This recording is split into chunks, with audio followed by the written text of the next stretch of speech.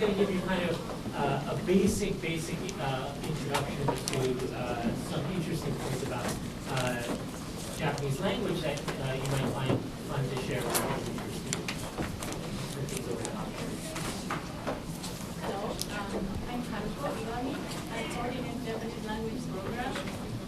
I teach elementary courses, intermediate courses, and somewhat advanced courses. After 4 years of taking Japanese, students get to the level maybe advanced low. That's the level now. Trying to reach. I prepared my presentation assuming where you don't have any knowledge in Japanese language or very little knowledge. I hope I was right, but let me ask if you have any Japanese language background. Do you have any? Could you share what kind of language background you have? I was an exchange student in Fukushima Prefecture a long time ago, and I studied Japanese in college, and I just then much later got my teaching certification in Japanese, and I'm teaching first and second year Japanese students in the high school, but I would not say that I'm fluent at all. I am trying to get students started and then send them to you. I've been to Japan twice. I was there on a Fulbright. And I teach some basic phrases to students in my Asian Arts and Culture class, so quite frankly, I'm not very fluent. What level do you teach? I teach high school. High school. Yes. I was prior fluency, but it's been 20 years since I've been to Japan. So. Okay, otherwise you don't know Japanese, all right. Yes. So I'm introducing the language basically to the people who have no knowledge.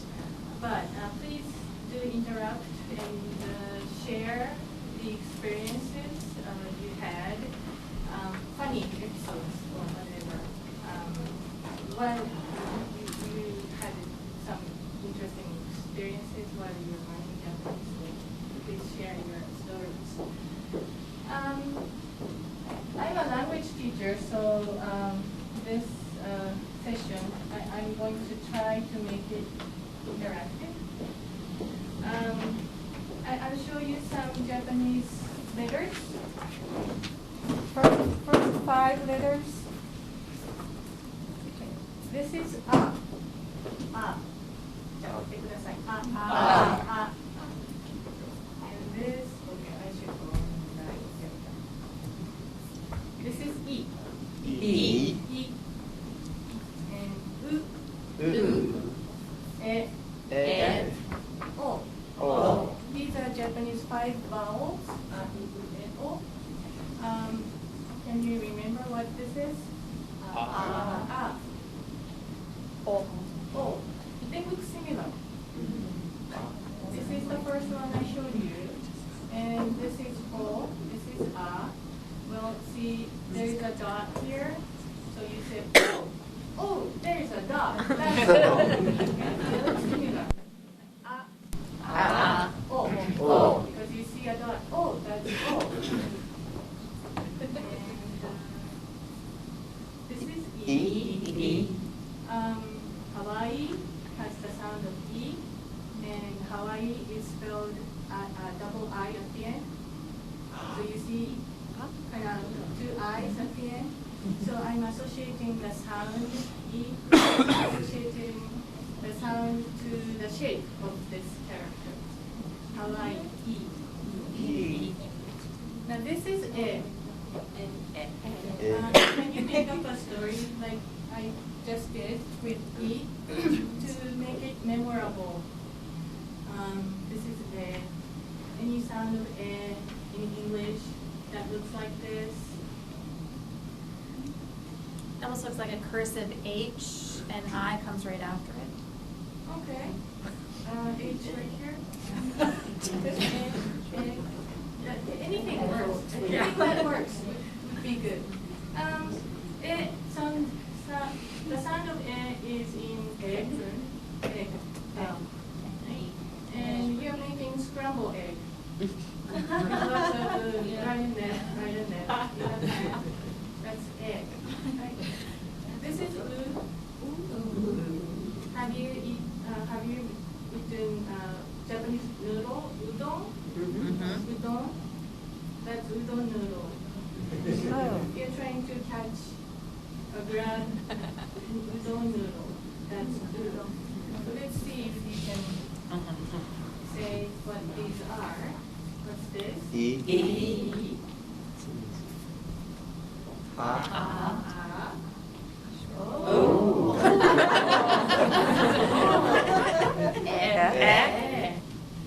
Scrambling eggs. We don't know. Great. I'm going to ask you again at the end of the session. To see if you can remember. Could you write down a few Japanese words you know?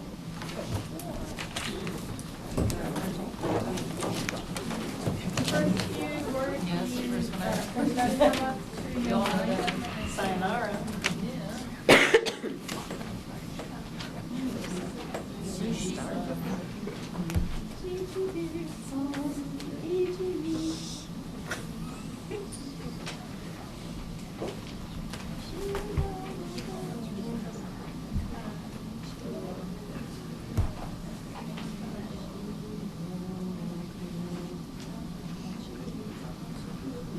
Does everybody have at least one word? All right. Can you share your word Me? with the rest of? Me? Yeah. Yes. Konnichiwa. Konnichiwa.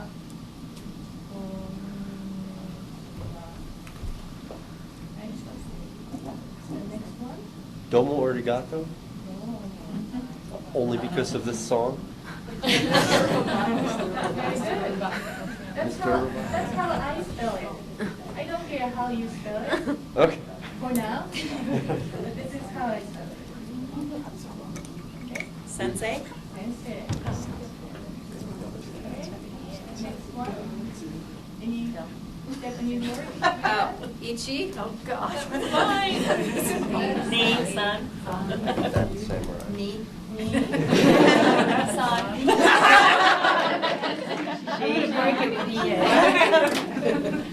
Ie. Ie. Ie? Is that how you say it? Ie? No? Oh, ie. All right. Ie? Sorry. I first heard ie. That means house. Oh. Ie is no. I meant no. Okay. Mushi mushi? What is it? Mushi mushi? Mushi mushi. Moshi moshi. Did you say moshi moshi? Okay.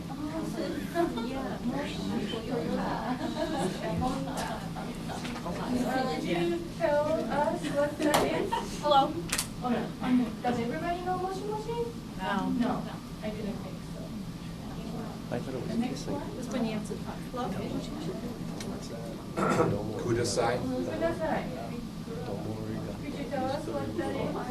It's from the song. I think it means stay. Please. Mate kudasai is the song, right? So mate means stay. Please stay. Mate kudasai would be please wait. Okay? Manga? Manga. Does anybody know what manga is? To eat? Could you tell us what? Manga is graphic novels, chunky comic book. It's French. And pass. Ohio gozaimasu. There's Ohio. Does everybody know what Ohio gozaimasu is? Not sure? Could you tell us? Good morning. Good morning. Karate.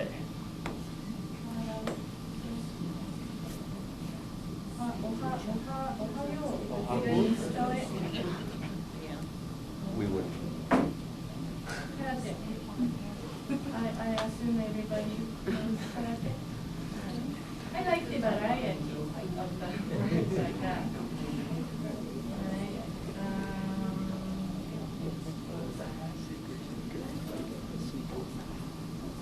Presentation.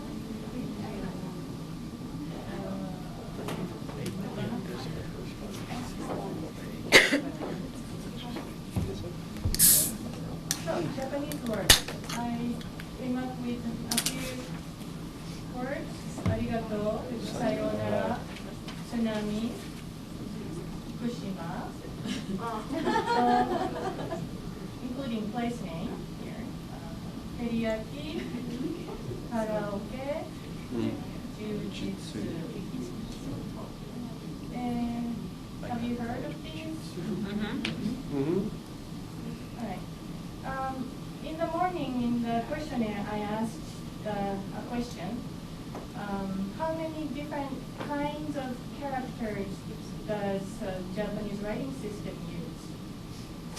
Who had no idea? Who said one kind of character? Japanese. Did you write Yeah. Uh-huh. the Yes. questionnaire? Mhm. Okay. Yep. The question was, how many different kinds of characters does Japanese writing system use? Who said one? Who said two? Who said three? And more than three. All right. I think three is correct, and more than three is correct. Good. This is a example sentence I found in the internet. By looking at this, how many characters, how many kinds of characters do you see? Four. Well, if you're counting numbers, 1, 2. Well, Actually, there 5. are, Numbers. more difficult ones here, complicated ones, and right here. And looking a little simpler right here. And these look a little rounded, right? And we have punctuation. This is, sorry, what happened? Okay. This is equivalent of comma. This is the equivalent of period. And you see Roman letters. So, we do use Chinese characters. There are about 2,000. Well, there are more, but school kids learn about 2,000 Chinese characters. It takes them 12 years to learn those 2,000 characters. These are Chinese characters. More strokes and sharp corners. This is a verb, and the part that doesn't change is written in Chinese character, and the part that changes, inflectional part, is written in another type of character. So the gray part is not Chinese character. So there's another set of characters called hiragana.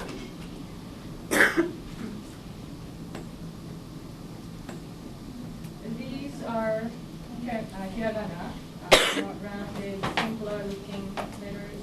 And again, the part that doesn't change in a verb is written in hiragana. We have another set of characters called katakana. They look like this. More sharper corners or straight lines than these. And this set of characters is used to write foreign names or long words, like the these. It says idol group. That means popular. It's a band, popular group of popular singers. Idol group is from group, and it says tour here. That is tour. Basically, the example sentence here said, this means, the sentence means, it became too known that the band named AKB48 will resume their tour to 47 prefectures after 5 months. That's what it said. That's what this pictures are like states in the United States. And as you can see, we use Roman letters. AKB48 is the name of the band. And 48, that's Arabic numeral. And sometimes Roman numerals are used too.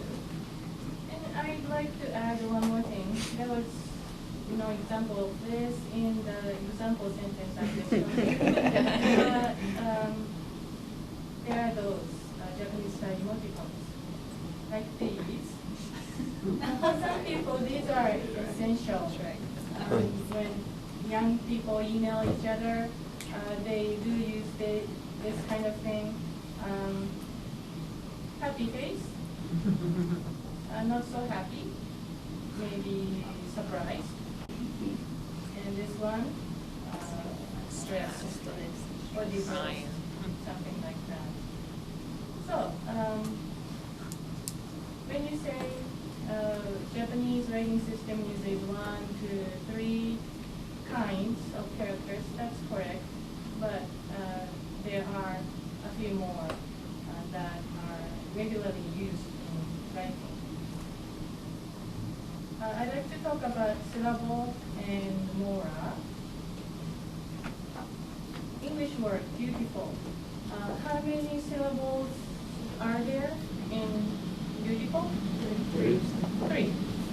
Beautiful, right? Shiitake, that's Japanese word. Do you know what shiitake is? Mushroom, right. How are you inclined to break up this word into syllables? 3. 4. 4. She. Ta. Okay. Okay. Did you do that? I would say There's shiitake. Well, in Japanese, we use mora. Mora is like a beat, 1, 2, 3, 4, a unit of the length, and the same length of sound. So shiitake, 4 beats. So that may be the same as in syllable. How about this one? Panko. Do you know what panko is?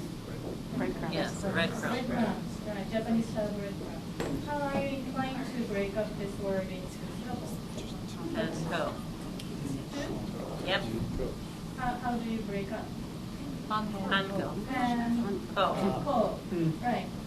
And ko. In Japanese, we use mora. So there are 3 moras. Pa, in, ko. Panko, panko. How about arigato? How would you break up this word into 4.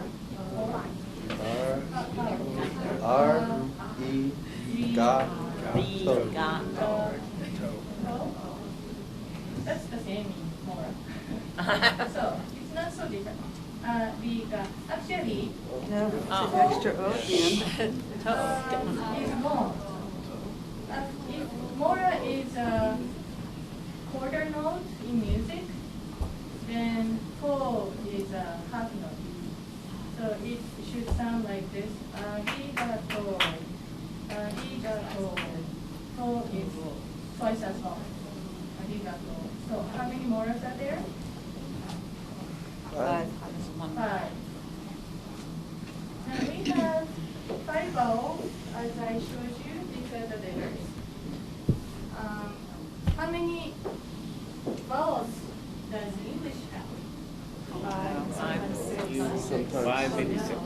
5, maybe 12, maybe 6. Why? More sounds, many letters. All right. How many different sounds of vowels do you have? 386. Right. So A could be A or and I could be I or E, right? And U could be U or You. Or salad. In Japanese, good news. Good news is that is always I is always I. Is always U. That helps. And I put 5 vowels across the top and consonants here. Well, Y and W are not really consonants, they are semi-vowels, but for the convenience I put them there. And these are the combinations of consonants and vowels. Some irregular sounds are here and there in red. Otherwise, consistent. And the same table in hiragana looks like this. I added this on top of this table. It didn't have that one here, but I added this because this O is actually not wo, but just O, just like this one, O, the same sound, O. It's used for a special grammatical purpose. And I added here. This has nothing to do with vowel A, but we don't have a good place for this character, so we just put it there.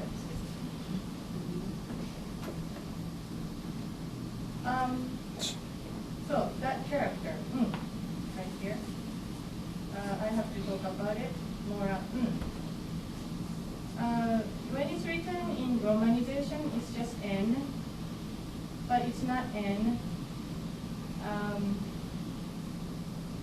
Sometimes it's N sound. Before N sound, T sound, D sound. For example, Honda, this is N sound. Could you say Honda? Honda. Right. And you can feel the tongue is touching upper part of the mouth. That's N sound. For this character, it's sometimes M sound before M, P, or B. For example, campu. It's camp. Long words. We borrow the camp and say campu. And it's spelled in Romanization N here, but the pronunciation is M with campu. Before K, G, sound, this character is pronounced as So, for example, Nihongo that is Japanese language, Nihongo. And before G sound, this is Nihongo. And there's yet another sound for this character. It's a nasal vowel, which means you open your mouth and try to say ah or or e or e, but it's nasal, so it sounds like this nasal sound. Before a vowel or these consonants, and at the end of an utterance. For example, panya. As you saw in panko, pan means bread, and panya ya means store here. So it's a bakery, store of bread. It's a bakery. Panya. When you say panya, I'm not saying N sound here. Panya. It's just sound. Okay, could you repeat after me? Honda. Camp. Nihongo. Panya. That sound is nasal. This website tells you more about this mora. I think it's written well, but I disagree with one thing they say. They say just use N sound. no matter what. That would be easier. Because Japanese people don't know that they are making different sounds. That's true. I didn't know that has 4 different sounds until I started to teach Japanese. That's because Japanese people know when to say what in what words, what sound should be made before they use sound. Just like bank in English. Bank, there is N sound, letter N in bank, but you don't say N sound there. You don't say bank. You don't say bank, but you say bank, bank. So it's not N sound, although the letter is N. If someone says, I'm going to go to the bank, you say, what is she talking about? So the same thing can happen in Japanese. So I think we should be aware of the differences in sound. And there are more combinations here, and irregular sound is marked in red. More combinations, so there are lots of moras. Now we are going to focus on some words. When I break up arigato into moras, like this, arigato. And when you have 2 of the same vowel, you make it twice as long. Let's talk about pronunciation of R. In Japanese, there is no R sound. Some people say it's arigato, by the way. Arigato, arigato, some people say that between L and R. Other people say it's close to D. And yet some other people say Scottish English uses that sound. They don't say rose, but rose. Am I saying right? Rose. Or Spanish R sound. Are they close to B sound? Arigato? Arigato? Actually, there is this sound in English here in the United States too. Could you say this sentence enunciating every word, like maybe upper class British people? Yes. Slowly and like enunciating each word, like upper class British people might say. Yes, it is. Could you say that again? Yes, it is. All right. That's Could you say better. that the same thing in more natural American way, faster way? Yes, it is. Good. Thank you. Could you do this? The same thing, enunciating the word Wedding, and more Wedding. natural American way. wedding, Thank you. And Stacy, number 3, please. See you later. Good. And more natural American way. See you later. Thank you. Number 4, the gentleman in blue shirt. I wrote a letter. And more natural American way. I wrote a letter. Thank you. So, yes, it is. Wedding, later, later. When you say those words in a more natural way, American way, you get this sound. The. And in phonetic symbol, it's written like this, and it's called flap. But American people are using this sound, so you can say it. More about arigato. Pitch accent and stress accent. This is English.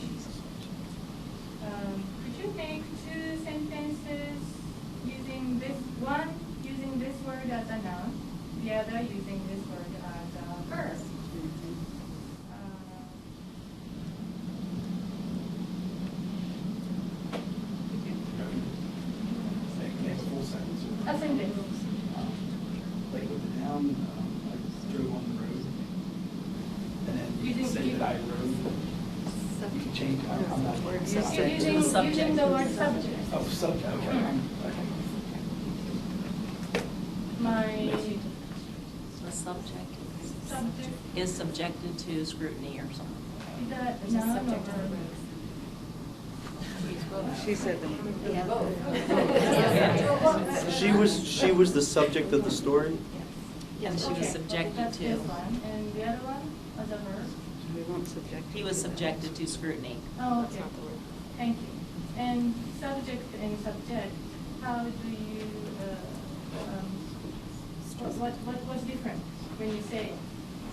Subject. The way you accent. Accent. Accent. And accent is Subject. Subject. for force, the volume of your voice. Subject. The volume, the stress. The stress. of your voice. Now that's stress accent. In Japanese, we don't use stress accent, but pitch accent. Ame and ame, these are spelled the same way. Candy is ame, and rain is ame. I didn't change the force or stress. Ame, ame, ame, ame. So it's the pitch.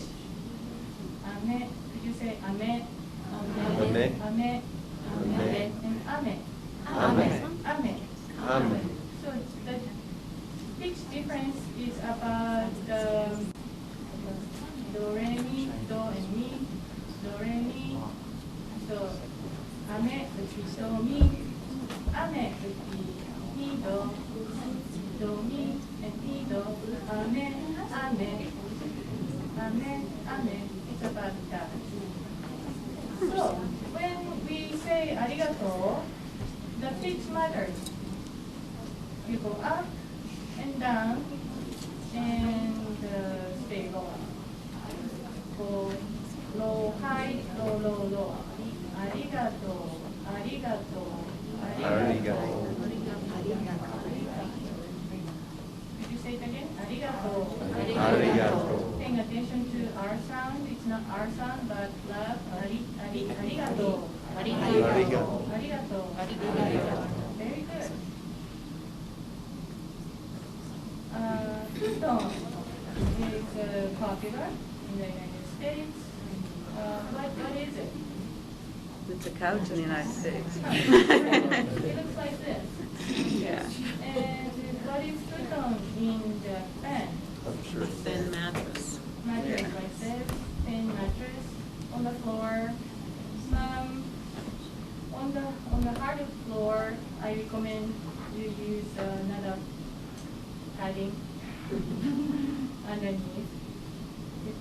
It's not very comfortable.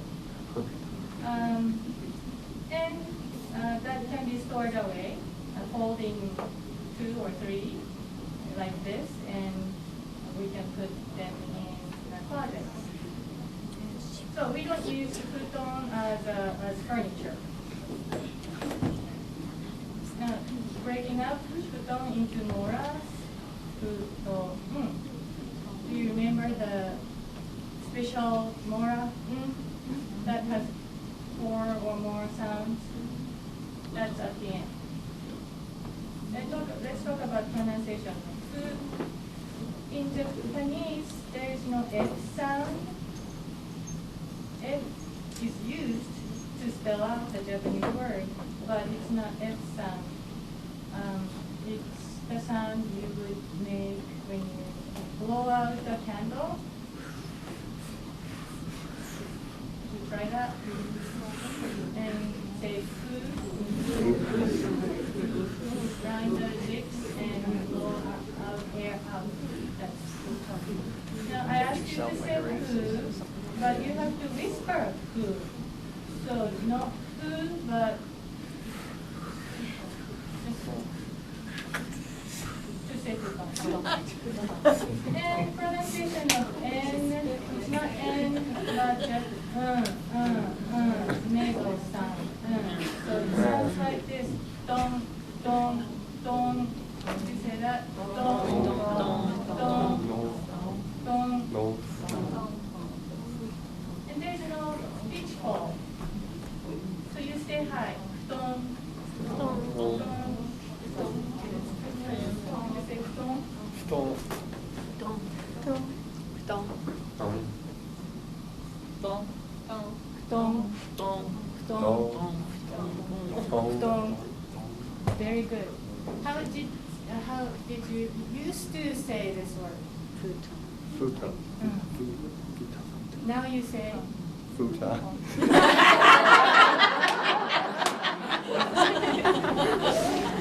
Don't. Good, very good, very good. It's like a sound effect. We're bouncing something back and forth. Dong, dong, dong, dong. Right, Fukushima. Jesse gave a presentation, so you know where or what Fukushima is. Same thing, breaking up the word into moras.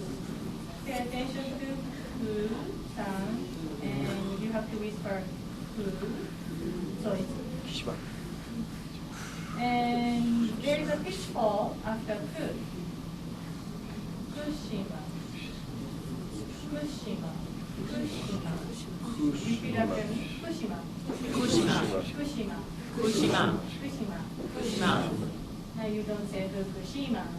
That's what we used to say. Tsunami, big tidal waves after earthquake, separating then mora tsunami. Pronunciation of tsu. People have a hard time saying tsunami, English speakers. Why? Because in English you never say sound at the beginning of words. But you do say when you say cats. Cats.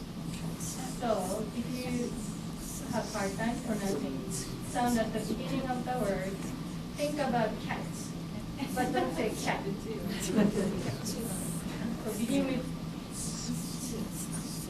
there's no pitch fall.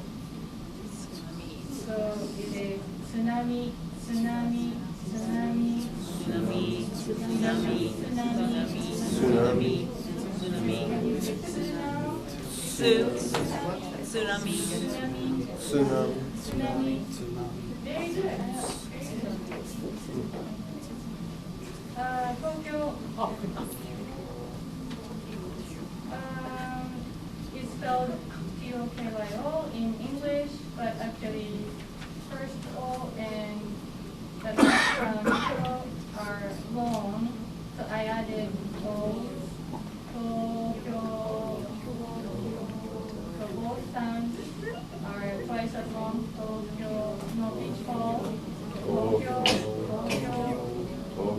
And when you say kyo, KY sound, you do have this sound in cute. The word cute, cute, cute, cute. Replace good sound with both sounds. Kyo, kyo, kyo, kyo. Repeat after me. Tokyo, Tokyo, Tokyo. So you won't say Tokyo now. Tokyo. Now the time is running out, so I skip Jujutsu, Sayonara, Shiitake, Teriyaki, karaoke, It's not karaoke anymore. Karaoke.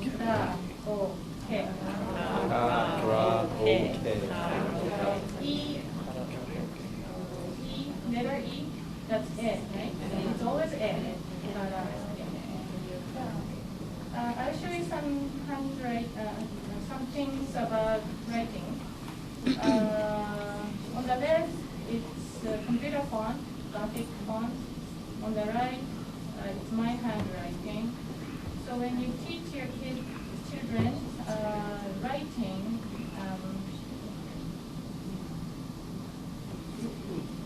you can see the difference in shape.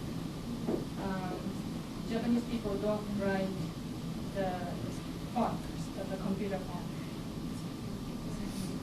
if you use a calligraphy brush, it would look like this on the left. And I used marker and a pen and a pencil on the right. Types of strokes, like thinning strokes here.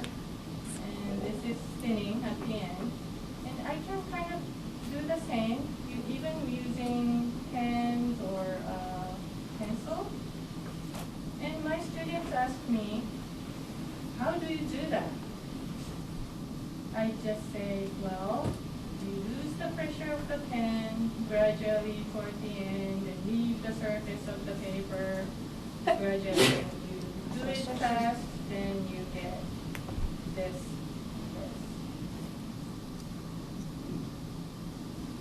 Because all grade school kids in Japan practice that way when native speakers in Japanese see the strokes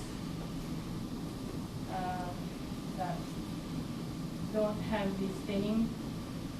Well, this is not thinning, but this is thinning. This is firm stuff. Well, we want to see, Japanese people want to see the thinning strokes. And stroke order matters. I give 3 reasons to my students, but they ignore them.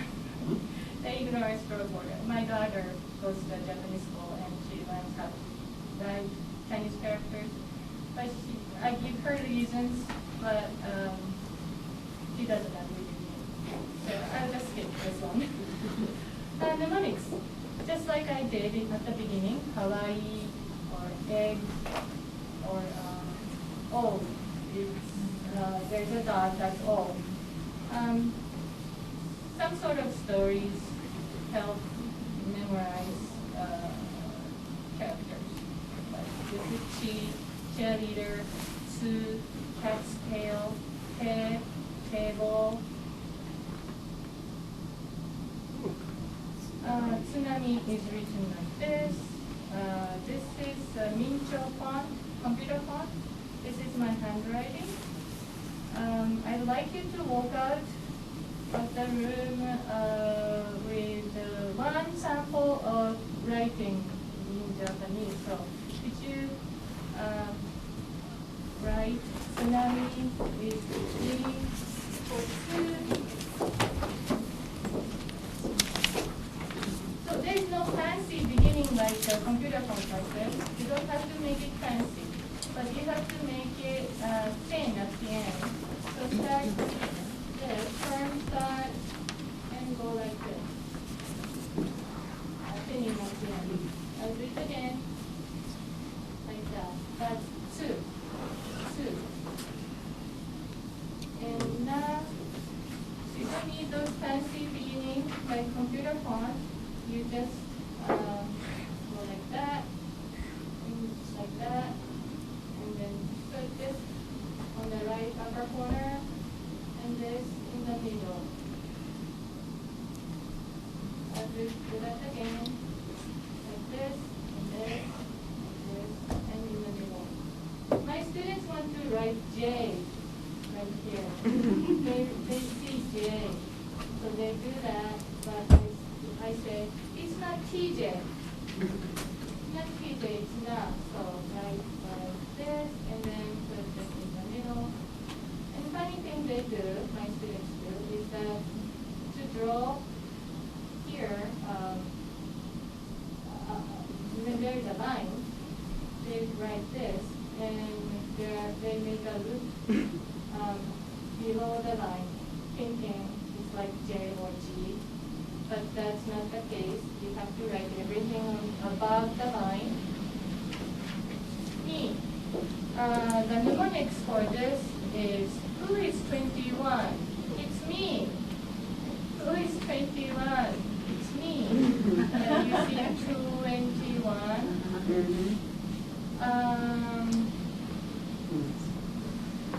But it's pointed, cornered, right there.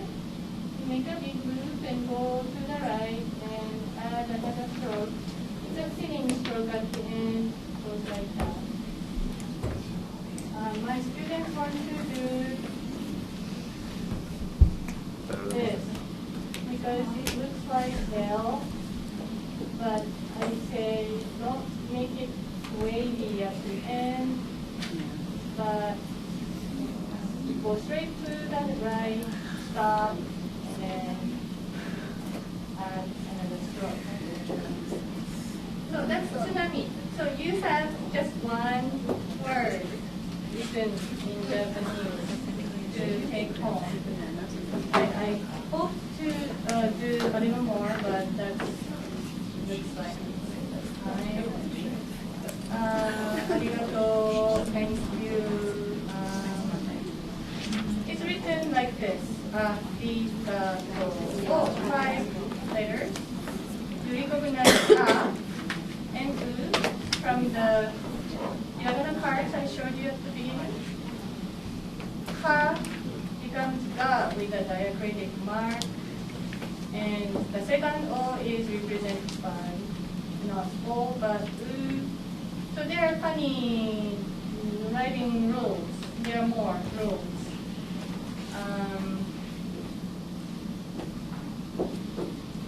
I'd like to advertise our program. The summer course, Language Institute at Penn State is running summer course, and summer course welcomes high school students and adults beginning June 10th this year. It offers first 4 semesters of Japanese. It's intensive. 1 semester of Japanese done in 4 weeks. So it's 4 times faster. But high school students who have good working habit can do very well, as well as college kids. So before you go, I'll quiz you again. E.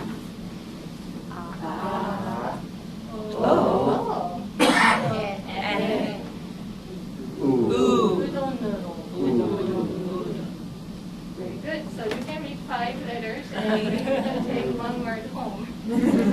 Thank you. Thank you. Do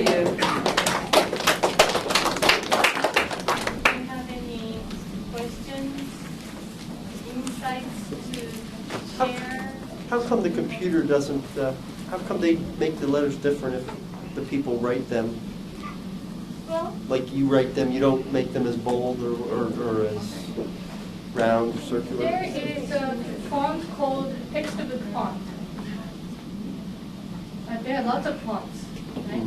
And one font is called textbook font, and that's very close to handwriting. So my textbook is that font. But even so, there are little difference between handwriting and computer font. And when I explain to my students, I show just the fonts in English. You know, Roman times New Roman. When you write I, it looks like this.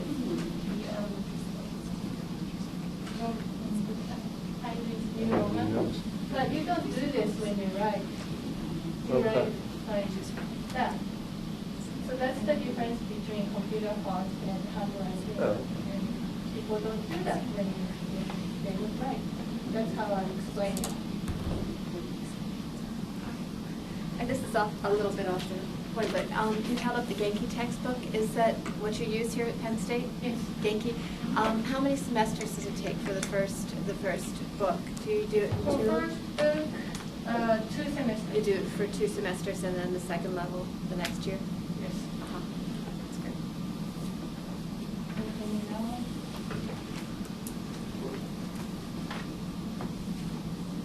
All right. Sounds good. Thank you. Thank you.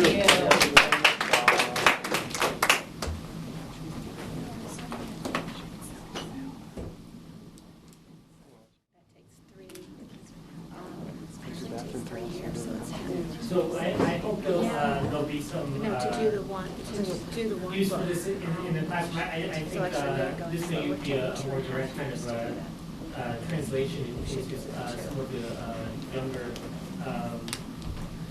age groups that we were talking about since this morning. But again, we can talk about that later, and I'm looking forward to seeing how people want to integrate things into the classroom. We have about 5 minutes. If people want to talk now, though, a little bit about what if they're seeing things that they think would work well in the classroom with doing things with pronunciation. Do you feel like you have a confidence of at least teaching some of these points in the classroom? The idea of the beat, the rhythm, or Yeah, a little bit better. a little bit better? Mm-hmm. That's good. Anything here that seems a little puzzling, or you need clarification on, if you wanted to think about bringing this into the classroom? While we still have Haruko here. I have a hard time looking at the characters in like context of like other characters together and picking them out. Do you know what I mean? Like in isolation, it's easy to say that's a ooh, or you know what I mean? It But might have been that font actually that was that she had them in, which was a it's a Japanese sans serif font, so it didn't have the feet that like a Times New Roman has. But if you look at a serif font in Japanese, sometimes it's a little more easy to see. Let me see if I can pull one up on the web really quickly so you can see the difference.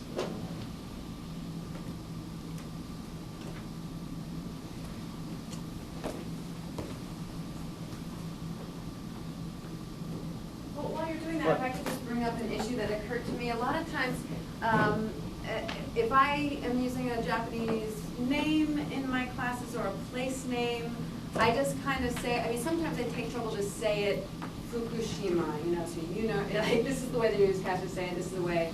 But a lot of times, especially when I'm talking about a historical figure, I just say it like Japanese style. And my students get very confused because they didn't say it that way in their head when they were reading, when they were preparing for class that day, or if it's something famous, they don't know of it that way. And so, I think on the one hand, it's great, you can say, but your students aren't going to know what you're talking about.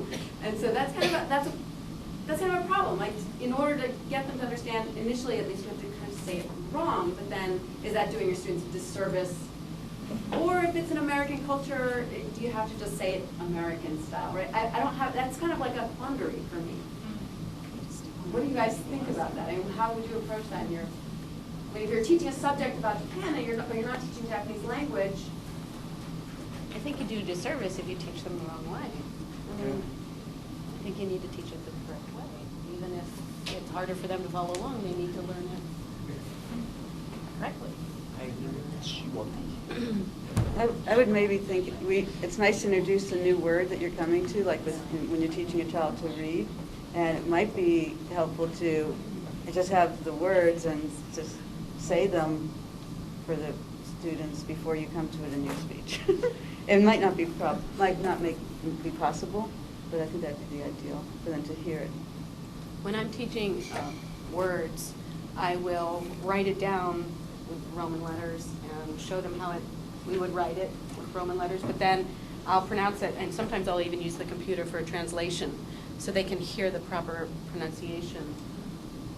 And then they emulate what they hear, and so they're saying it correctly. And they know that sometimes the vowels aren't, like in Ohio Gozaimasu, you don't hear that U at the end, but it's there, it's written there. So I think it would be wrong to teach them incorrectly, because then when they try to use it, they're not saying it correctly. So I don't see the point in teaching them the wrong way. But I find using the translation on the computer is very helpful, because they hear it from me, but then they also hear it from a native speaker. So just to answer the question from before, here I think it shows a little bit a little bit more clearly the difference in style because of the use of font. This is just from one of the major newspapers in Japan's websites. And so these kind of square, complicated characters that you can fit into a kind of perfect square, right? Those are Chinese characters. So all these kind of complicated things. This round one here is hiragana, right? And then this more kind of almost square, hard with a lot of straight lines one are the katakana.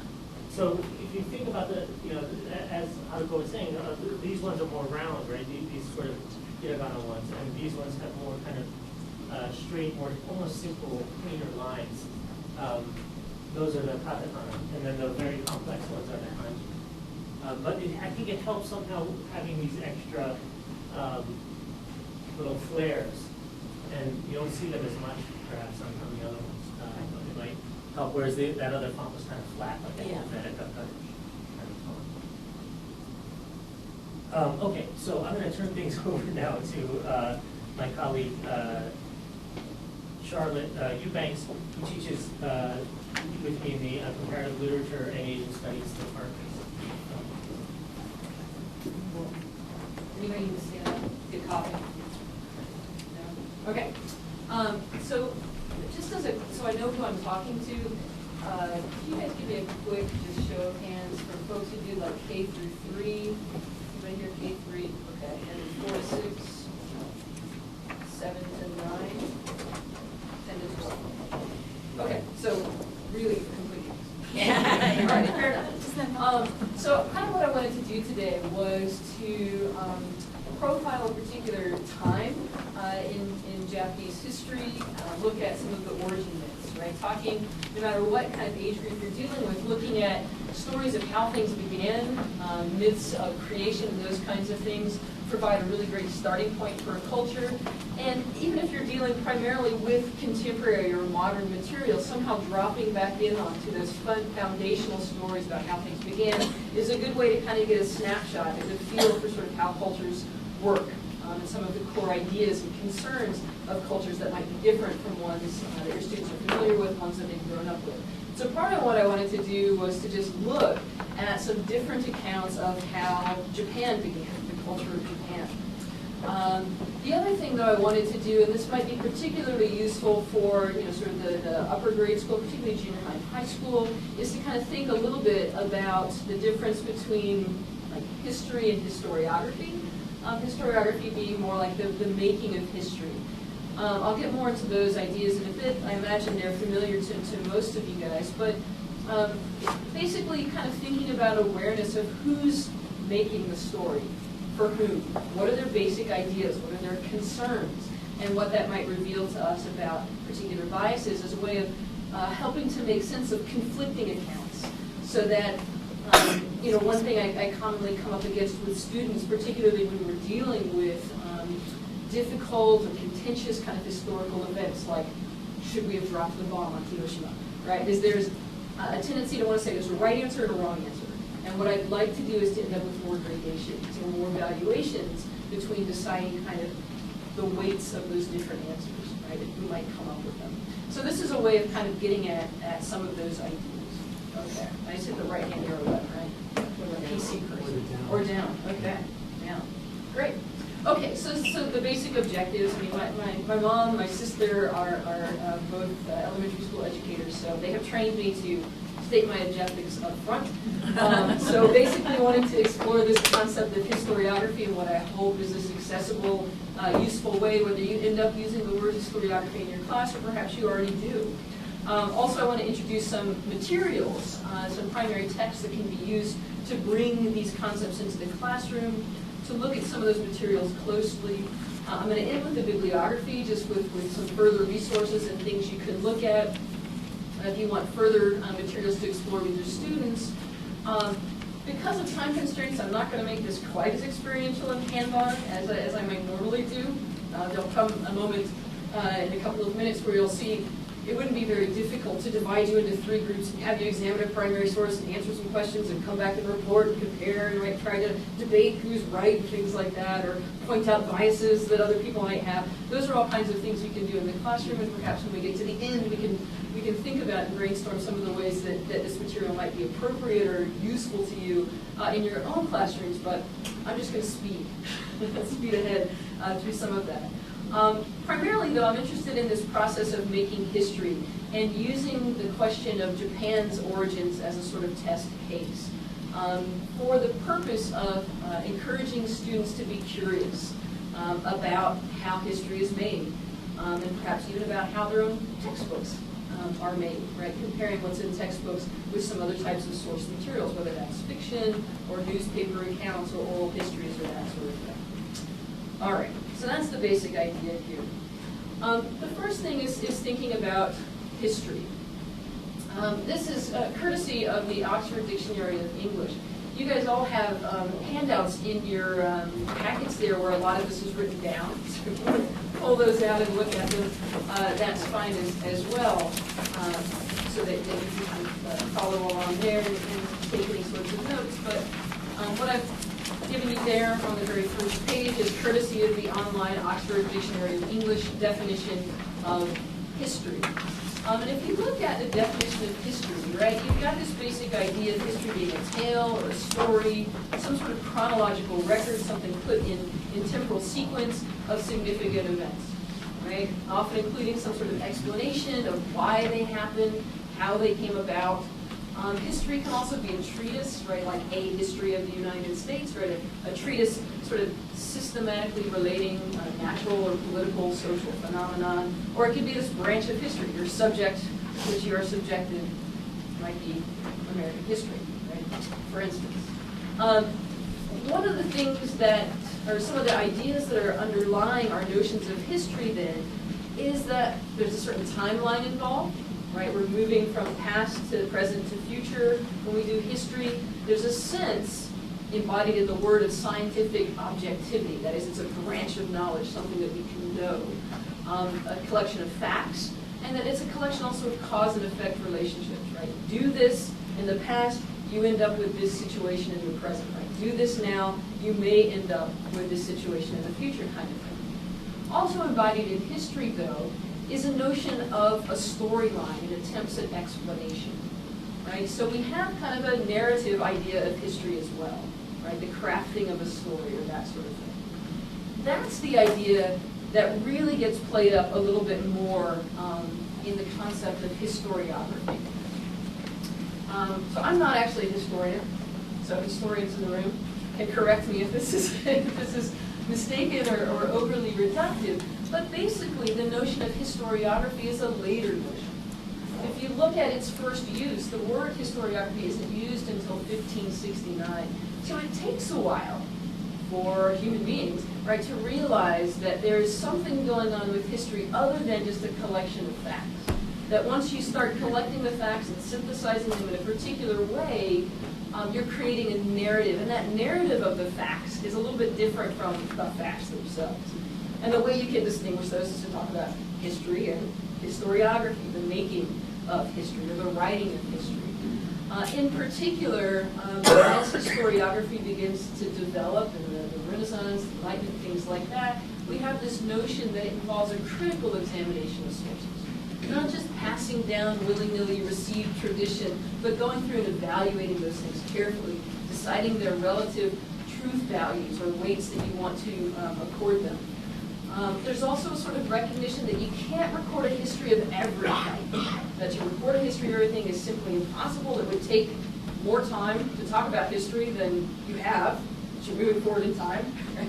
To simply summarize the last 1 minute and everything that happened in the 1 minute would take the next 20 minutes, by which point you're 19 minutes behind, right? So you have to select things, right? And part of the awareness of historiography is an awareness of what gets left out, or what gets selected, and why. You also have to synthesize a bunch of particulars. So when you're writing historiography, you might know, for instance, that Abraham Lincoln used the first big razor.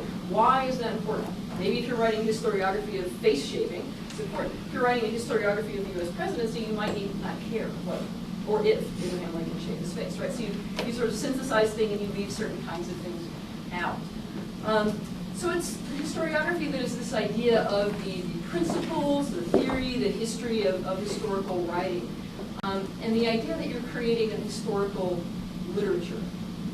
So in other words, right, if we think about the kinds of ideas that are in the background of historiography as distinct from history, we have maybe this added layer, this kind of awareness of history or the writing of history as kind of a limited, chosen collection of something that's deemed to be authentic materials, things that have been examined, collected, synthesized, woven into a narrative that's carefully constructed, but is still just one of many possible narratives, and one that you can sort of take apart or critique or those kinds of things. So let's look at the maps then, just really quickly here, the maps that I showed you. Yeah. Here's one map of Japan, right? Once we get back to the beginnings, we'll realize that Japan is a complicated concept, but here we have a pretty straightforward world atlas. Here it is, here's Japan, right? Mapping of the island. It's this chain of islands, this archipelago off the eastern coast of continental China, across the straits from Korea, which tends to butt up against Russian or Soviet maritime space and Chinese maritime space. It doesn't really seem to be, I mean, so we have this idea that there's Asia. Already we've got some sort of notions that Japan is different from Asia. It's a different color. It's the same color as Australia. Is that meaningful? I'm not really sure, right? You can start to kind of read into this map as well. Nevertheless, it's a pretty straightforward kind of map. The second map I showed you, though, is much more complicated. You might say it's got a lot more narrative of history going on, and it's a lot more aware of what it's doing as a map. So this map is a map of Japan, including Takeshima. Does anybody know about Takeshima, also called in Korean Dokdo? Yeah, what do you know about Takeshima Dokdo? It's a disputed territory. Yes, you know more about it? Just that. Okay, right. I know So that this- sea has two different names. Yeah, yes, indeed. Yes, indeed. So this is kind of a map that's really aware of itself as a map. So this one, we snuck by it because the scale is so big, you know, we can't even really see Dokdo. We're just not going to get into these questions of territorial dispute and things like that. This map, however, is all about the territorial dispute and reasons why Takeshima should be part of Japan. So we see all these kinds of maps of the prefectures. We see a blown-up image of Dokdo right here. We see, of course, naval ships and ports and all kinds of things, basically making a visual argument for why Takeshima is not Dokdo, not part of the Korean Peninsula, part of Japan.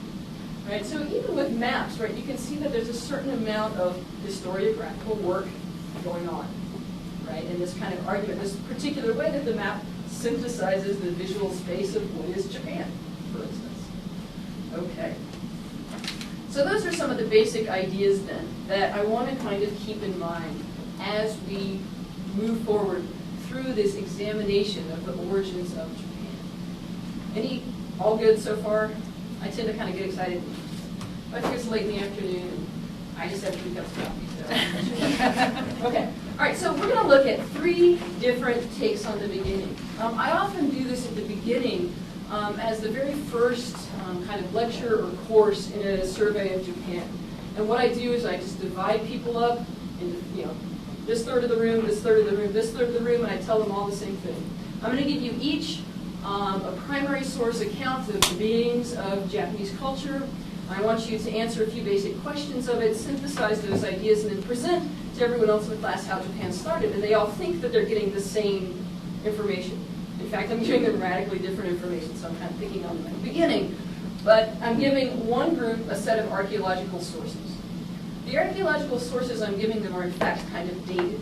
I pick ones from 1950s for a purpose, right, so that it stands out as being remarkable, right? It's not just a bland archaeological account. The second group gets some reports from Chinese envoys, and the third group gets a selection from Japanese mytho-histories. And then they're meant to teach each other and try to convince each other which is the correct account of Japan. And this leads into a lot of questions about how narratives shape history, right? So the questions I ask them to keep in mind are things like these. These are also in your handout as well, but, right, who's making or recording the history? So the first thing you gotta do is you gotta scan through your source, look for proper names, look for who this person is, look for what his or her position is, right? It's going to be a really different thing if you're a Western-trained archaeologist in 1955, or if you're a servant of the court who's been tasked with by the Empress of making a history of Japan, right? I mean, those are very different positions to occupy. I want students to think about things like the voice of the recorder. Are they mystical? Like, Japan's beginnings are back in the golden age of the gods, right? I mean, like, is it that kind of tone? Is it inquisitive? Like, we're not really sure how Japan began or where the first Japanese people came from, right? Is it authoritative, right? You know as a fact that blah, blah, blah. Is it annoyed? Sometimes that happens. Reverent. I mean, all sorts of things like that are important to evaluating what this source is doing and how it's framing itself. Another thing that I ask students to think about is what's important for the recorders to record. Again, right, one of the awarenesses of historiography is we can't say everything, right? I can even try to describe this room, and it might be important in some ways to note how many people are men, how many people are women, who teaches what grades. It's probably less important to note who's wearing green, right? But so we're leaving out certain kinds of information. One of the things I want students to think about is what information seems to be really important, and what information seems to be left out. What seems to be something that the recorder is really interested in? What seems to be something that the recorder is just kind of trying to gloss over, brush under the carpet, or kind of ignore, right? Those kinds of things. Looking at those basic questions then helps students begin to get a sense of basic kinds of cultural assumptions that are happening, that these concentrations of interest might reveal. And it might also, or it does also help students evaluate some of the ways in which those assumptions might be affecting the way that the recorder is not only recording history, but interpreting history, or arranging history, right? So those kinds of things. And the idea is to move from a really basic kind of question, right? Who's making or recording the history? That involves searching for a name, generally, right? To questions that are more complex, right? So that you work through some of these earlier queries. Who's making the history? What's the relationship to the voice that they have and things like that? To thinking about cultural biases and beginning to kind of, if you're familiar with Bloom's taxonomy, right? Start to synthesize some of these basic observations. Okay, so I won't play that trick on you and have some of you look at the archaeology and some of you look at the envoys and some of you look at the mytho-history. We'll just all look at them together. The first one that I'll preview for us here is the archaeological record. These are excerpts, again they're in your handout, taken from a 1955 article published in the Far Eastern Quarterly by Richard Beardsley called Japan Before History, a survey of the archaeological record. I won't tell you anything more about what's happening, who Beardsley is, why it might be important he's an archaeologist, why 1955, or any of that sort of thing. What I want to do is just read you a few paragraphs of this and to see what you notice, right? Considering those questions that we're going to have in mind. Who's writing, what are the biases, what's important, what's left out, those kinds of things. So you can follow along in your handout, or you can follow along up here, whichever you would like to do. There will be a pop quiz.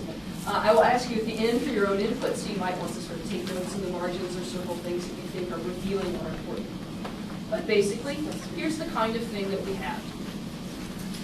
In the late 19th and early 20th centuries, two Americans, E.S. Morse and N.G. Monroe, did much to open Japanese eyes to dirt archaeology as one of the historical tools for elucidating Japan's past.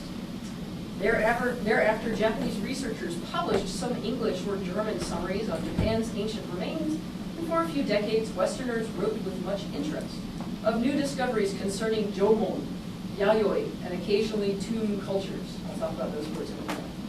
But Western interest was short-lived, and Japanese archaeology went out of fashion in Western journals. Wonder why. Japanese research went ahead, however. It has given rise to radical interpretations which have not found their way into Western language literature. My purpose here is to present briefly a review of the period prior to the first flourishing of Buddhism in Japan, and to offer some suggestions toward fitting these findings into the larger picture of Asiatic cultural development. The question of racial and cultural identification is not simple. In Japan, it was necessary first to realize that race, language, culture, the triad by which a people is identified is not a single individual unit that persists or changes as a whole. Cultural diffusion, for example, may displace certain elements or the entirety of a cultural tradition without any accompanying shift of population or language. Racial identification as such has become a special concern for physical anthropologists who have found that the Jomon populations were quite variable. New questions of considerably wider significance to culture history and to culture theory have now been asked and require much broader views for their answers. How unified was the culture of Japan at any particular point? How were the transitions accomplished from one culture type to the next? How closely was Japan tied to the continent, to what part of the continent at different prehistoric times? What prehistoric relations to the center of civilization in China? By what steps did economic and social development occur? How do all of these match with the march of civilization in other parts of the world? You can tell it's making okay. Remains of the Jomon peoples, there's 2 more screens, have been found at almost 1,000 shell mounds. Sorry, it's a typo, not mounds, shell mounds, as well as other sites scattered without notable exception in every region of Japan. Their culture was not at the level of those of the Neolithic period in culture centers of the world, except that they had pottery making and the art of shaping stone tools by grinding and polishing instead of merely chipping. The Jomon peoples had no cultivated crops and no domestic animals except the dog, no loom weaving of textiles, and only the simplest of carpentry, and so on and so forth. We then have a paragraph about food resources, and we have a paragraph about dwellings, how dwellings vary in shape from region to region, emerging a general pattern, a picture of which I'll show you in a moment. And then we have a paragraph about burial practices. Very near the houses and within the settlement area were the graves of the dead, who were buried simply in individual pits, limbs flexed, by placing the graves near the home to protect the body from molestation by animals, for instance. The survivors seem to have shown some concern for the dead, but they rarely put offerings other than ochre with the corpses, and set up no permanent markers. What do you guys notice about this as an act of history making? Thinking about some of the questions that we have at the beginning here. Who's making the history? Someone from the outside. Someone from the outside? Western trained archaeologist? Okay. How would you describe this voice that this Western trained archaeologist has about the making of the account of how Japan was? What's that, kind of looking down on them? Right, yeah. Very They weren't factual. they weren't the center of civilization. They weren't quite up to par with the other Neolithic cultures. Just very factual, like bing, bing, bing. Okay, straightforward, or at least pretends to be very straightforward. Here's a fact, here's a fact, here's a fact. Seems as if there's very little interpretation going on, perhaps, although we can certainly see interpretation happening. Yeah. Could have the agenda of breaking down sort of nationalistic exceptionalism in Japan. In 1955, Japan? Yeah. Wonder why. Or in the occupation, yeah. Yes. Okay, so we have this sort of a little bit of interpretation going in the background, massaging this idea of like, 10 years ago, archaeology in Japan was being used to really support kind of a notion of national, racial, ethnic, cultural purity and superiority. Let's maybe try to eat away at that discourse a little bit, right, in this archaeological. Anything else you guys see happening? I mean, I think it usually takes about half an hour of discussion to get to this point. I will say with students, but yes. Just the one sentence, however rich the local food resources, they had to spend a large portion of their time merely gathering food. I mean, that can't be more looking down on. Okay. Why weren't they farmers yet, Exactly. So we're talking about all the way back to hunter-gatherer Japan. And we're talking about racial variance, ethnic variance, right? Even though we've got a certain kind of similarity of things like housing styles, and here are some illustrations, not from this article, but from the Met Museum.org, which has nice free images you can pull up with them. So here you have your basic kind of reconstructions of what houses look like here. The article is trying to say that even though we find these houses more or less built along a similar pattern up and down the Japanese archipelago, when we look at things like bones and so forth, and tattooing and things, we can see that there are actually distinct cultures going on here. There's a lot more variance than perhaps 1940s Japanese archaeology would have us believe. We look at pottery, right, things like that. It's basic kind of Venus of Willendorf kind of fertility, pottery type of stuff going on. Good, so going all the way back to the beginnings, yeah. Weren't the Ainu the actual native Japanese? Ainu, Ainu who still survive to a certain extent up in the northern island of Hokkaido, Yeah. up for grabs. Question is up for Some other illustrations, like the ones in the article, we have the next stage of culture, the Yayoi period mentioned here. Houses looking a little bit different, pottery a little bit more advanced, metalworking technology coming in from the continent. The article goes on to really make an argument that civilization came to Japan from the Chinese continent by way of Korea. Not a popular idea in the 1930s and 40s. We look also at the Tune period towards the ends of the article, talking about this kind of big centralization effort. Similar comparisons are drawn to like the pyramids in Egypt and other big public works projects. The idea that to create, here are houses, you can see like a little bitty house, like boop, boop, boop, right? To create an enormous neighborhood-sized burial mound of this sort indicates a kind of cultural cohesion or centralization that we hadn't seen before. This doesn't happen until the year 300 on the Western calendar. The idea is that civilization comes to Japan kind of late, and it comes from somewhere else. Right? So those are the kinds of things that this article, this notion of how Japan began, is really doing. And of course, it's situated. Right? You can compare this to something like a 2013 version of this article, like you might find in National Geographic. And it's a little harder to pick out some of the biases because they're closest to our own. So one thing I think that's helpful is to pick something from 30, 40 years ago. Because then it starts, the generational differences really start to show up. You get some gradations. With comparison then, right? We can talk a lot more about this source. But I want to show you a second one, just to give you an idea of how very different these things can be. And this version, this source that I'm going to preview for you, is from a Chinese envoy's record. It's taken from History of the Kingdom of Wei, which is a Chinese kingdom, was written in 297. This compilation of Chinese history, right, the Kingdom of Wei. And you can find it in Theodore de Beri's Sources of Japanese Tradition, which I think Jesse also used. Yes, although I used the more recent edition. Fair enough. Okay, it's still in the But recent this is edition. still in the recent edition, so Still pick in up the the 2000. Good. It's supposed to 1958 edition. There we Same go. translation. Okay.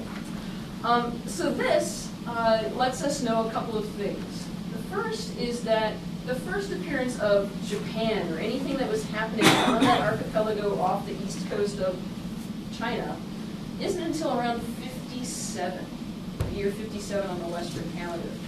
By the year 57, on the Chinese continent, we have a written language. We have a tradition of recorded history and philosophy that goes back a couple thousand years. We have an established system of states that's in an actively expansionist mode, looking for tribute. We have a sense of, not China yet, but a central kingdom as a cohesive culture. We have technology and diplomatic skills extensive enough or advanced enough to maintain a whole network of cultural contact throughout Asia. In Japan, in the year 57, we have, wooden houses, some basic metallurgy skills, and advancing pottery with basic wet rice agriculture. Pretty different cultural attainments happening. So this is already going to inform part of what's happening in the attitude that we'll see in the Chinese envoys report. All right, it starts like this. The people of Hua, it's not called Japan, it's called Hua. People of Hua dwell in the middle of the ocean on the mountainous islands southeast of Taifang, which is a Chinese city there, district. They formerly comprised more than 100 communities. During an earlier dynasty, Hua envoys appeared at Elkhart, Arkhart. Today, 30 of their communities maintain intercourse with us through envoys and scribes. The land of Hua is warm and mild in winter, as in summer the people live on raw vegetables and go about barefoot. Sounds like my daughter. They have houses, father and mother, elder and younger sleep separately. They smear their bodies with pink and scarlet like we use powder. They serve food on bamboo and wooden trays, helping themselves with their fingers. Now we just changed it here. Right? When a person dies, they prepare a single coffin without an outer one. Okay. They cover the graves with earth to make a mound. When death occurs, mourning is observed for more than 10 days, during which period they eat no meat. The head mourners wail and lament while friends sing and dance and drink liquor. When the funeral is over, all members of the family go into water to cleanse themselves in a bath of purification. When they go on voyages across the sea to visit China, they always select a man who does not comb his hair, does not rid himself of fleas, lets his clothing get as dirty as it will, does not eat meat, and does not lie with women, like anyone. This man behaves like a mourner and is known as the mourning keeper. When the voyage meets with good fortune, they all lavish on him slaves and other valuables. In case there is disease or some mishap, they kill him, saying that he wasn't scrupulous in keeping the taboos. Whenever they undertake an enterprise or a journey and a discussion arises, they bake bones and divine in order to tell whether fortune will be good or bad. This is something that had been happening in China as well. And then they describe that a little bit. In their meetings and in their deportment, there's no distinction between father and son or men and women. They're fond of liquor. In their worship, men of importance simply clap their hands instead of kneeling or bowing. The people live long, some live 100, others enjoy 80 or 90 years. Ordinarily, men of importance have 4 or 5 wives, lesser ones 2 or 3. Women are not loose in morals or jealous, thank goodness. In case of violation of the law, the light offender loses his wife and children by confiscation. Grave offender has his family wiped out. Taxes are collected.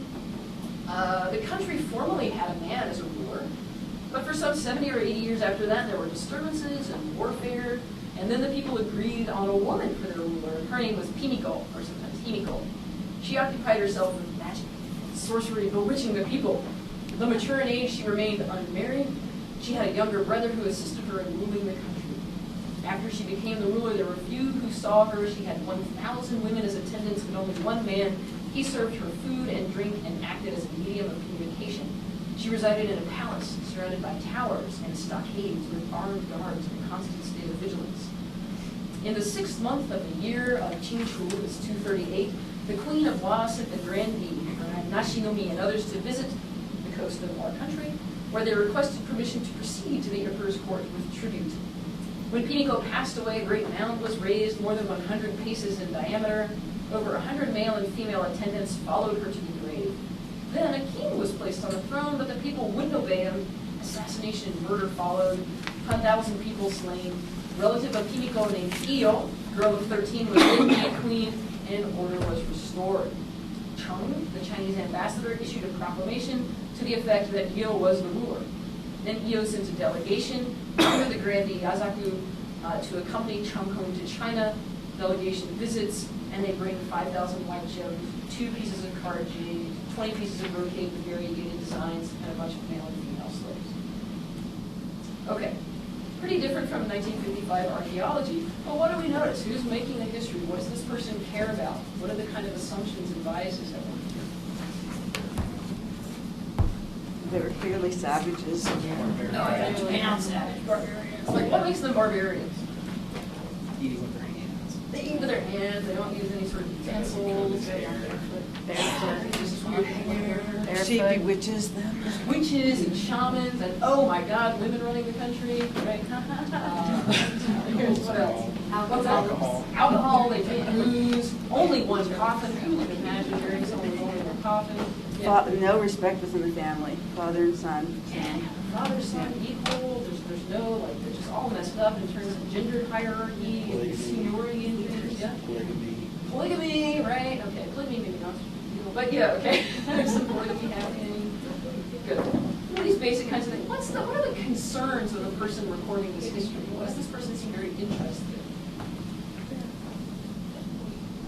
Their custom. Okay, this is sort of, in some ways, an anthropological account of what these people are like and their relative state of civilization vis-a-vis the kingdom of Wei. Yes. And whether or not they measure up to their own, his standards, to the Chinese standards. Good. So there's a clear idea that, like, China is the gold standard, and we're trying to figure out Japan, amongst all these other barbarians that live on our borders, like where they kind of stack up. You know? And what swag can they give us? What's the good stuff they can report? Get slaves for them? Jades, this might be good. So we're talking about trade or tribute or those kinds of things. We're talking about basic sort of economic types of things. Clear sense in which, Cheng has to step in and say, Iyo rules your country, right? I mean, this sounds like what happens in sort of civil wars in places in the third world today, right? Where we advert to the UN or somebody to try to sort of decide Karzai. Something like that. Okay. They give and don't take like the other barbarians that surround them. Good, exactly. All right, so very clear differences. This is maybe not so, as beginnings go. I mean, you want to be like a flea-ridden guy who doesn't cut his hair, smeared with stuff on a boat in the middle of the ocean. Not really, right? But this is Chinese envoy's view of their first contact with Japan. All right, by far the nicest version, the most appealing, I suppose, are the mytho-histories of Japan. No surprise there. These are excerpts from the Kojiki, a record of ancient matters, which has been translated in full by Donald Philby. It's actually available on the web for download. And it starts like this. Again, we'll think about the same questions. On the 18th day of the 9th month of the 4th year of Wado, 711, an imperial command was given to me, Yasumaro, to record and present the kuji, that is the ancient dicta, oral mytho-history, right, that had been passed down in verse form and was memorized by a special hereditary clan near the imperial capital. It had been learned by imperial command by Piedo no Are. Reverently, in accordance with the imperial will, I chose and took them up in great detail. So there's historiographical awareness here. However, during the times of antiquity, both words and meanings were unsophisticated, and it was difficult to reduce the sentences and phrases to meaning. In general, the account begins with the beginning of heaven and earth and ends with the reign of Obadiah, also known as Empress Suko. Thus do I, Yasumaro, full of awe, full of fear, reverently bow my head again and again as I submit the record of these oral histories, which begin as such. At this time, 7 generations after the age of the gods, the heavenly deities, all with one command, said to the 2 deities, Izanagi and Izanami, complete and solidify this drifting land. Give them the heavenly jeweled sphere. Giving them the heavenly jeweled sphere, they entrusted the mission to them. Thereupon the 2 deities stood on the heavenly floating bridge, and lowering the jeweled sphere, stirred with it. They stirred the brine with a churning sound, and when they lifted the spear up again, the brine dripping down from the tip of the spear piled up and became an island. If you read this in front of your high school students, they're going to start cracking up. Doesn't take a full game. And thus they make the islands of the Japanese archipelago. Okay. At this time, after the birth of many children between the pair, Izanagi, rejoicing greatly, said, I have borne child after child, and finally in the last bearing I have attained 3 noble children. Then he removed his necklace, shaking the beads on the string so that they jingled, and giving it to Amaterasu, who I'll introduce in a minute, he entrusted her with a mission, saying, you shall rule the land during the daylight hours. Next he said to Tsukuyomi, entrusting him with this mission, saying, you shall rule the realms of night. And then to Susanoo, entrusting him with his mission, you shall rule the ocean. While the other deities ruled in obedience to the commands entrusted to them, Susanoo instead wept and howled and does a bunch of really nasty things. He poops in Amaterasu's weaving room, he tramples all over her rice paddies, he eventually kills a horse, turns it inside out, throws it in her bedroom, all these kinds of rad behaviors. At this time, Amaterasu, seeing this, was afraid, and opening the heavenly rock cave door, went in and shut herself inside. Then the land was completely dark, and the central land of the reed plains became completely dark. So the deities gather a number of appealing things to try to lure Amaterasu out of the cave. 2 of them, a mirror and a string of jewels, go on to become 2 of the 3 imperial regalia of Japan. Tarakara stood concealed behind the door to the cave, while Uzume bound up her sleeves with a cord of the heavenly Kikage vine, tied around her head a headband of heavenly Masaki vine, bound together bundles of sasa leaves to hold in her hands, and overturning a bucket before the heavenly rock cave door, stamped resoundingly on it. Then she became divinely possessed, exposed her breasts, and pushed out her skirt band to her genitals. And that's going to get somebody out of here. Then all the 800 myriad deities laughed at once, and Amaterasu, thinking this strange, opened a crack in the rock cave door and said within, because I shut myself in, I thought the land would be dark. But why is it that Uzume is singing and dancing and all the deities are laughing? And Uzume said, we're rejoicing and dancing because there's a deity out here who's better than you. While she was saying this, the other deities brought out the mirror and showed it to Amaterasu, and Amaterasu gradually comes out of the door. Tarikara takes her hand, pulls her out. Immediately, Potama extended a sirikume rope behind her and said, you can't go back any further than this. And so they shut the rock door behind her. She comes out, Susanoo, the bratty ocean brother, is punished. Eventually he goes on to slay a dragon, finds a sword in his tail and presents it as a conciliatory offering. It goes on to become the third imperial Elkhart. And all those are passed down to Empress Suiko, who has ordered the creation of this history. Okay, so what do we notice here? Some differences, right? Who's writing it? What kind of tone have we got? What's important for this person? He wants to please the queen he's writing for. Yeah, he bows down reverently with awe and fear and trembling, like, oh my gosh, I hope this version of the history is okay. It starts out with lots of riches and jewels and just, you know, a sense of richness as opposed to the other accounts that were less. Yeah, we're not talking about hunter-gatherer, forager types. We're not talking about taboo-ridden people who smear themselves with red paint, right? We're talking about people descended from the Greeks, right, who create heaven and earth. This is better in terms of origin grid scale. That's what you notice in terms of what's being paid a special attention to, maybe what's being glossed over. I don't know, it's more fantasy, or not, maybe it's truth to them, but less truth than us. Okay, yeah, I mean, there's heavy revision going on here. There's an oral tradition that's been passed down, and there's an awareness on the part of the guy who's creating the written history. He's having to do some revision. Some of those revisions are not being mentioned, but there's some sort of questions that hang out there, like, why did it take them so long to produce the three noble children? What were those first kids like, right? They're like, why is everybody getting along with the storm god? What's his deal? Right? Yeah. Yeah, I was going to say it seemed opposite of, you know, people gradually becoming humanish, according to the Chinese envoy, to this where they're descended from the gods, and these three just totally noble that become the basis. Yeah, okay, so we're talking about an imperial family or a royal family with divine lineage and those kinds of things. So there's no like cultural improvement over time. We're just maintaining our cultural origins with the gods. There's no connection to the mainland. There's nothing about China. Mainland, right? Yeah. There's the central reed plant. The whole earth, so much as we know it, is just this big churning ocean, and these gods come down with this jeweled spear and dip it in, and the very first thing they create is Japan. In fact, you can still walk and you can stand, not quite, on the first piece of land created by the gods. You can't get quite so you can get it. It's a long haul. Good. Center of the world as opposed to periphery. There's a lot of differences going on here. There's some clear biases too. One of the things, if you have your students think about it long enough, is they do a lot of thinking about this storm god. What's his beef? Why is he angry? Why is he so mad at the sun goddess? You might have students sort of thinking about, we have a sun goddess coming out of a cave and shining her rays benevolently across all of the world.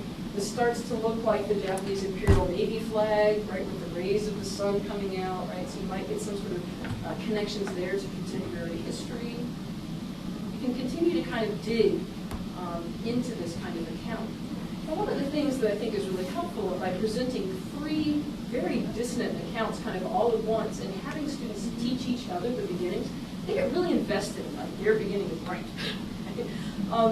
And having them talk to each other and try to convince each other that different accounts might have different virtues, different insights, different things to glean, right, provides a sort of awareness of the multivalence of history and the way that history gets made. It makes for a really interesting reading chapter 1 of the history book of Japan after we've done that, right? Thinking about what's the situatedness of 2013, the United States textbook producers in beginning a story of Japan, you know, with the story of Hiroshima, honestly, usually. So the idea then is to encourage students through activities like this one to treat history really inquisitively rather than passively as something that they're active parts in making. To think about primary documents as something that they can read, that they can get into, that they can examine with a critical and informed eye. To think not only about the content of what they're reading, but to take a step back and to think about who's making it, when and where and why, for whom, and those kinds of things. And to also make connections, or start to draw connections between different historical events and different accounts of those events. So really engaging with history is this kind of creative process. There's a few ways that you could obviously extend these sorts of things beyond just the beginnings of Japan, although that's my favorite thing. All right, contradictory accounts of more recent events. Right? Once you've done something like this and it's so far away in time and in space, this becomes then, when I teach something like the Enola Gay exhibit at the end of the semester, I say, remember what we did on day one, right? Maintain that general mental stance as we look at these kinds of materials. And let's think about them before we get all up in arms about which is right and which is wrong. Right, introducing historical accounts and then asking students to come back and research how that account was made, for whom, right, those kinds of things. Looking at old magazines and newspapers is great. This is a fantastic and really fun research event where you can say, like, go look at National Geographic from 1872 and see what they had to say about Japan. It's like the cutting edge knowledge, what we know about Japan. Sometimes it's kind of laughable, kind of funny, right? And it encourages a sort of, I guess, lighthearted approach to history making and a more curious one. Looking at how historical accounts take root in pop culture is another way of doing this. Thinking about differences between artistic and scholarly versions of the same account or same event.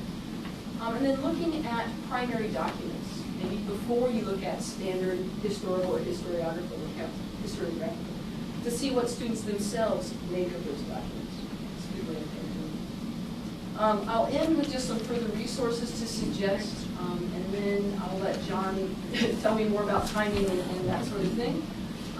There are a couple of books that have come out very, very recently. One in 2009 and one in 2012, which is the most up-to-date academic thinking on Japanese origins. This guy, Amino Yoshiko, has come up with this book, Rethinking Japanese History, that has set off a huge debate in the Japanese news, right, about how Japan began. Sumare Massimo has gone and looked at a bunch of these Chinese envoys' chronicles and histories and kind of compared them to one another. He provides the original texts and translations and thoughts on the translations and things like that, so you can get more into what Chinese, or what people in what we now think is China, thought when they first encountered Japan, and how those thoughts changed over the course of 6 or 7 diplomatic missions. You've got different versions of the Kojiki events as well. So the events that I read you about, the dipping the heavenly jeweled spear into the ocean and storing the stuff like that. There's that account. Not very long after that account, the Nihongi was also commissioned by the Japanese court. It's got a slightly different version of those same events, but still state mandated and okay. Then we've got this kind of minority report, the Izumo Fudoki, which has also been completely translated and happens to be a gazetteer, that's what Fudoki means, composed for the clan whose chief deity was the storm god. So if you want sort of an interesting way to read some of the stuff from the imperial history against the grain, this is a really nice book, and the introduction to it is really good. You can look also for contemporary archaeological accounts. I've just put 2 of them up here. Nikkei Weekly is a really nice English language newspaper that's often available online, and you can come up with short accounts of these kinds of things. So we've got 1994 special issues going back and looking at Japan's origins and accounts of Japan's origins. And then we've got these 2 ideas for teaching historiography. One is specific to Japan, and one is more general, talking about U.S. Reconstruction after the Civil War. But again, ideas for how to teach historiography.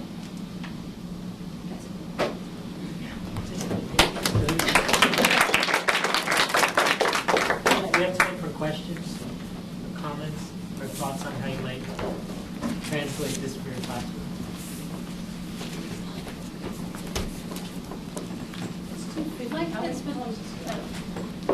We have until 3. Until 3. Yeah. Okay. And then we'll have a break. My kids, knowing that I was coming here, asked me to ask this question. The jewel and the sword and the spear, were were they real, and does the royal family still have any of them? Were they real? Yeah, well, there were some 3 objects handed down, right? Yeah, There was a if that's what I sword, meant, did they a really mirror. have something physical that they had is what they were. Yeah, so there were 3 things handed down, at least according to accounts, right? So there was a mirror, a polished bronze mirror, right, which probably would have, if it really exists, or if it does really exist, I don't know, seen it, would have come, from this kind of basic metallurgical technology imported via the Korean peninsula from China. So it would have stemmed from that general time period. There's lots of mirrors around. From this general time period, they were used in all kinds of, usually placating storm gods and placating other deities and those kinds of things. So it's not unthinkable that that would have existed. This is the one that was shown to Amaterasu to get him kind of have that. Yeah. And the last time he ended an eclipse by showing a mirror, right? More powerful. The second one is this set of jewels, right? These jewel kind of beads or whatever. We find those all over Japan as well. They're called narakama. You find them especially around these tomb kinds of things. It's definitely not beyond the pale to think that some kind of special version of that was handed down. Swords as well, again, basic metallurgy. Passed down, not unusual. That one was apparently lost. That was an account that one was lost. 1185, right? There was a. They were wondering if maybe there was War. somewhere enshrined, facsimiles thereof. Yeah, so far as I know, the 2, and maybe you guys can correct me, more modern people, the sword, sorry, not the sword, the mirror and the jeweled necklace continue to be passed down, and the sword continues to be lost. So That was my sense, but I'm not confident on that. This is what 6th graders think of. Yeah, yeah. No, my students have asked me the same thing, and I always forget to go look it up later. Yeah. I mean, I'm trying to remember, I think at some point in the 30s, there was sort of hinted around or brooded about that like a sword had been recovered or something, but I don't. That would have been convenient. Yeah, in the 30s yeah, to of course find they it. said that in the 30s, right? Yeah. So, I mean, so far as I know, it's just the mirror and the jewels that are supposedly still passed down. Thank you. Other questions or thoughts about implementing some of these materials in the classroom? Yeah, I was just gonna say, it's interesting when we talk to students about technology awareness and being careful about the internet and what you read and whether or not it's true or not and so forth. And so what you've shared has been great in thinking about historians, because oftentimes there is that assumption that the textbooks are right and everything's, and so it's nice and refreshing to hear that, to also be able to share that with students and to have a critical eye, like what you were saying, now more than ever, with so much information everywhere and from different writers. So.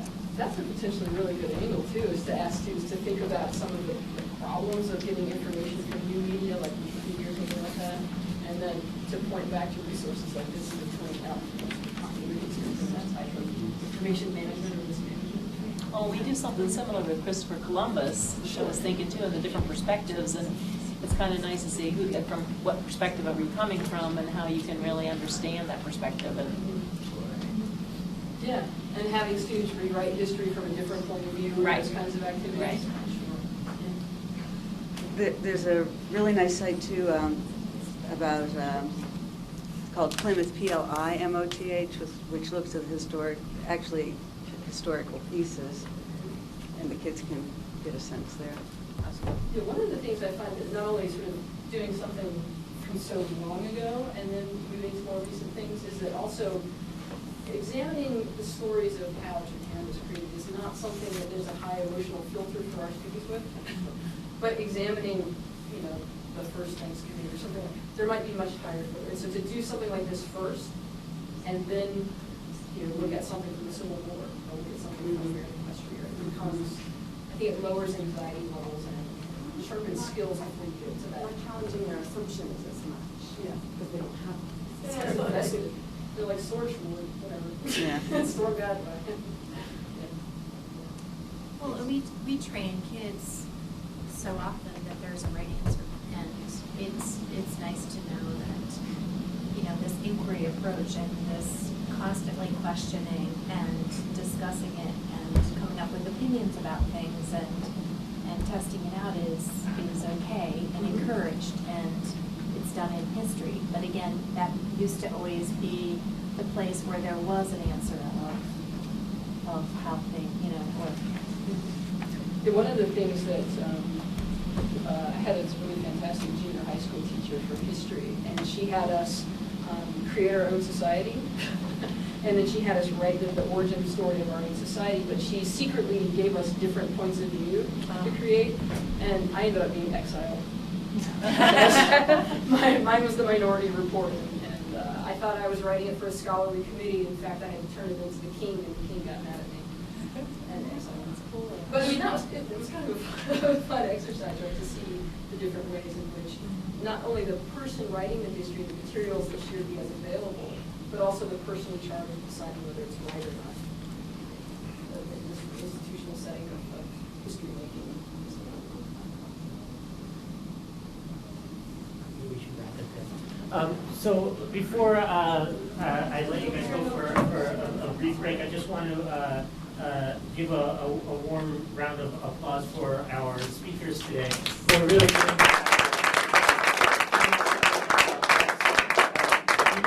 we went on summer break as of last week, and they've all hung around for this workshop and are really helping out above and beyond their call of duty. So I really want to thank all of them for helping us out.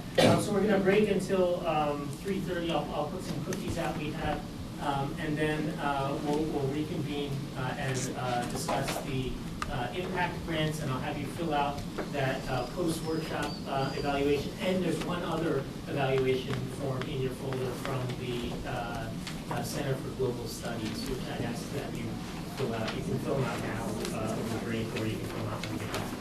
But I'll also present on the impact grants. Is there any way we can like move it up a little bit? Yeah, we can move it up to 3:15. You want to do that? Yeah. Sure. Yes. I'll give you 15 minutes to. Yeah, that'd be great. Stretch your legs and stuff. Okay. There's also April took a head count this morning if people wanted to join for dinner. But if you didn't give April your name this morning, please do come up and let me know so we can call ahead to the meeting line and put your name. Thanks. Were we supposed to ask them? That's great. Oh, yes. Yeah. Oh, yeah. One of our emails said parking That's right. How validation. many of you have parking